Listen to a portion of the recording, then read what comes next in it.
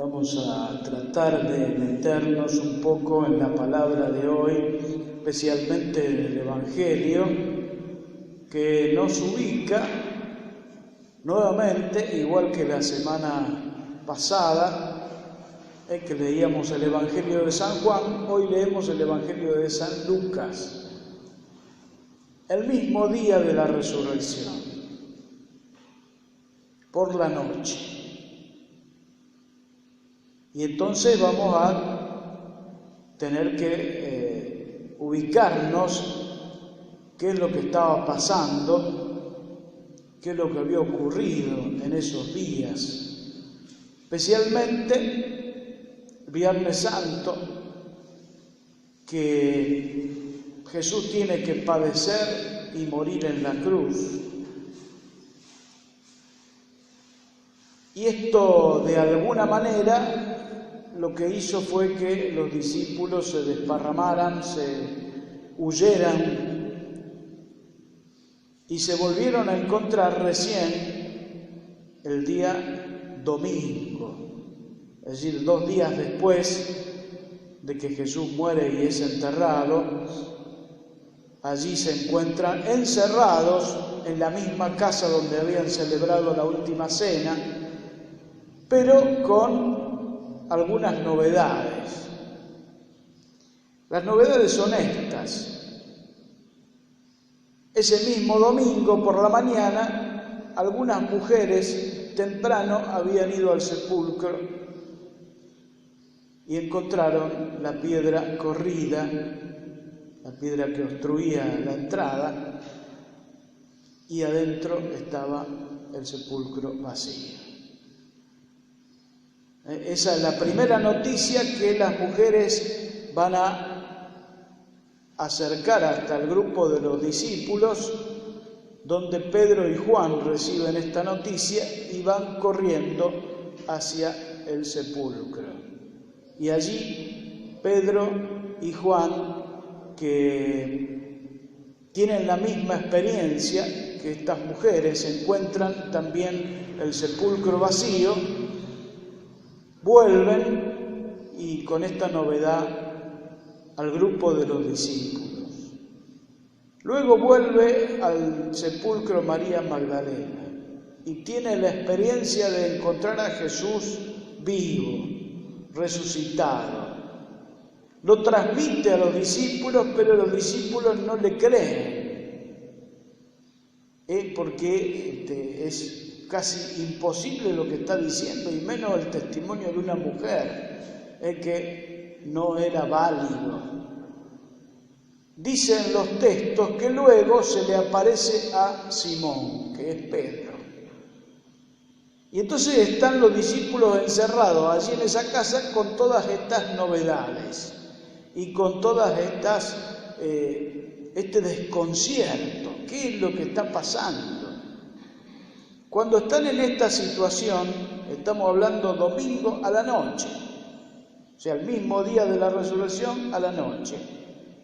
Llegan de Emaús, una aldea que está allí a 4 kilómetros de Jerusalén, llegan estos discípulos de Emaús con el testimonio de que han visto a Jesús resucitado. Entonces le están contando esta experiencia a los discípulos y los discípulos a su vez les cuentan lo que había dicho María Magdalena y el testimonio de Simón, que había visto al resucitado.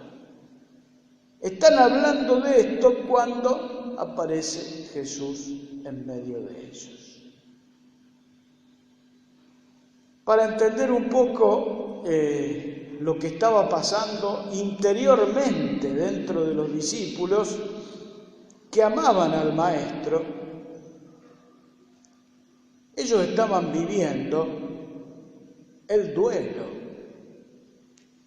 Había sido muerto aquel que era el Maestro, aquel con el que habían compartido todo ese tiempo, que habían dejado sus trabajos, sus ocupaciones, habían dejado todo, se habían volcado a seguir al Maestro, y entonces estaban como desconcertados, defraudados, derrotados. La experiencia es la de duelo, pero no solo el duelo de un difunto, sino que es el duelo de un difunto muerto violentamente. Esto es mucho más fuerte que incluso hasta la muerte misma. Pone en una situación tremenda de angustia a las personas. Y en esa situación están cuando vienen todas estas novedades y no saben cómo tomarlas. Y allí aparece el Maestro en medio de ellos. Va a realizar 3 signos que son importantes subrayarlos porque están allí algunos como supuestos. El primero de todos esos signos es que Jesús entra estando las puertas cerradas. Ellos estaban encerrados por temor a los romanos y a los judíos, justamente porque el haber asesinado así, de esa manera, a Jesús, también para ellos era un peligro, porque la vida de ellos estaban en juego. Así que no solo estaban de duelo, sino estaban perseguidos y estaban con esa situación así angustiosa. Las puertas cerradas, primer signo. Jesús aparece en medio de ellos. Segundo signo les dice, vengan a ver las manos y mis pies. Tóquenme, soy el mismo que estaba en la cruz. Porque los discípulos creían que estaban viendo una visión, un fantasma, una aparición. Así como una alucinación, ¿qué le estaba pasando? Que estaban viendo allí al Maestro en medio de ellos. Y el tercer signo que Jesús hace es el de pedirles de comer, es decir, va a comer un pescado asado que tenían allí los discípulos, va a comerlos delante de ellos. Ellos habían compartido la mesa con los de Emaús, y dice que al partir el pan los reconocen. Bueno, aquí estamos entonces ante esta situación. ¿Cuál es la reacción de los discípulos? Dice el texto, así una frase muy elocuente de lo que estaba pasando. Se resistían a creer lo que estaban viendo. No podía ser, es como que a nosotros nos pasa una alegría muy grande y como que nos pellizcamos porque no sabemos si estamos soñando o está pasando realmente. Bueno, esto le pasaba a los discípulos, no daban crédito a lo que estaban viendo. Dice también el texto, era tal la alegría, después de haber pasado toda esa situación de duelo y de persecución y de angustia, y ahora se encuentran con el Señor vivo en medio de ellos. Esto es lo que los discípulos van a transmitir al mundo.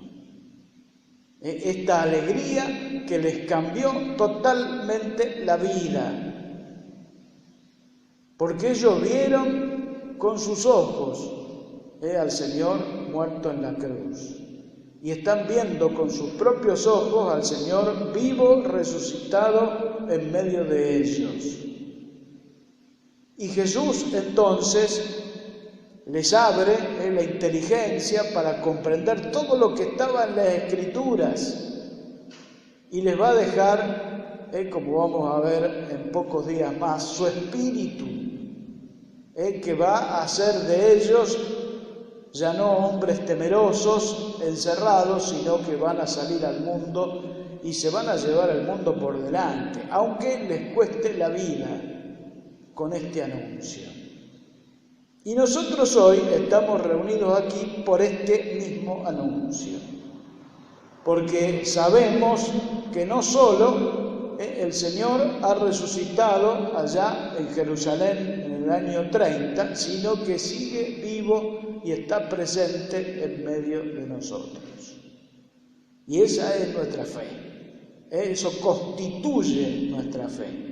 Y eso es la alegría profunda de nuestro corazón, que tenemos que transmitir al mundo, aún en el 2018, en medio de un mundo que está cada vez más o cada vez menos con fe, cada vez menos religioso, cada vez más ateo en el sentido de ya no se cree más en nada.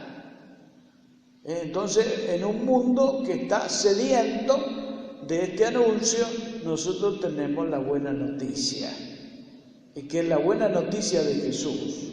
¿Cuál es?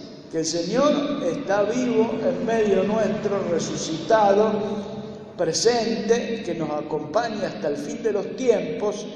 Y no solo esto, sino que también nosotros vamos a seguir por ese mismo camino. Jesús dice: yo soy la resurrección y la vida. El que cree en mí no morirá para siempre.